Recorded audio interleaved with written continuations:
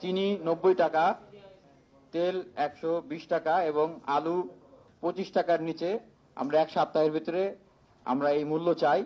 এবং সেক্ষেত্রে বাণিজ্য মন্ত্রণালয় সহ কৃষি মন্ত্রণালয়, বাংলাদেশ ব্যাংক, এনবিআর, সরকারের যত সংশ্লিষ্ট প্রতিষ্ঠান আছে আমরা তাদেরকে সহ ব্যবসায়ী যে প্রতিষ্ঠানগুলো রয়েছে আমরা সবাইকে এই আলটিমেটাম দিচ্ছি। আপনারা জয়েন্টলি কিভাবে এক সপ্তাহের ভিতরে এই মূল্যটা ঠিক করবেন এটা আপনাদের দায়িত্ব। আর ছাত্র জনতার পক্ষ থেকে আমাদের এই দাবি যে এক সপ্তাহের ভিতরে আমরা চিনির দাম 90 টাকার নিচে চাই, তেলের দাম 120 টাকার নিচে চাই এবং আলুর দাম 25 টাকার নিচে চাই।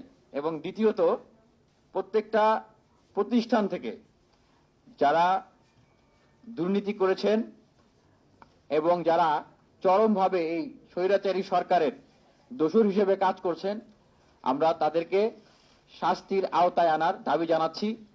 এবং আমরা বাংলাদেশের অন্তর্বর্তীকালীন সরকারের প্রধান উপদেষ্টার কাছে আমরা আহ্বান জানাচ্ছি যে একটি ট্রুথ কমিশন করার জন্য, যার মাধ্যমে এই বাংলাদেশের প্রত্যেকটা মানুষ তাদের নিজেদের বিগত সময়ের কৃতকর্মকে তারা প্রকাশ করবে।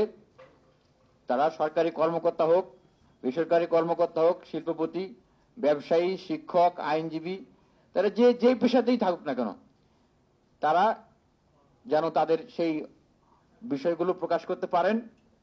এবং আমরা পাশাপাশি ব্যবসায়ী সমাজের উদ্দেশ্যে এটি বলতে চাই যে এতদিন বাংলাদেশে যেভাবে সিন্ডিকেটের মাধ্যমে বিগত সরকারের রাজনৈতিক ক্ষমতার অপব্যবহারের ভিতর দিয়ে দ্রব্যমূল্যকে নিয়ন্ত্রণ করা হয়েছে, মানুষকে শোষণ করা হয়েছে, আমরা ব্যবসায়ী মহলের প্রতি, ব্যবসায়ী প্রতিষ্ঠানগুলোর প্রতি আহ্বান জানাবো যে আপনারা জনবান্ধব ব্যবসা এবং একটি জনকল্যাণমূলক রাষ্ট্র ব্যবস্থা গঠন করার যে মূল্যবোধ সেটিকে আপনারা ধারণ করে আপনারা ব্যবসায় পরিচালনা করবেন। এবং অতি মুনাফা, প্রফিট ম্যাক্সিমাইজেশনের যে চিন্তা, আমাদের দেশের মানুষের যে দুবেলা দুমুঠো ডাল ভাত খাওয়া, ডিম খাওয়া এবং মাংস প্রোটিনের চাহিদা মেটানোর জন্য তেল, চিনি, ডাল, আলু এগুলো স্বল্পমূল্য কিনতে পারলেই তো তারা খেতে পারবে, নাহলে তো খেতে পারবে না।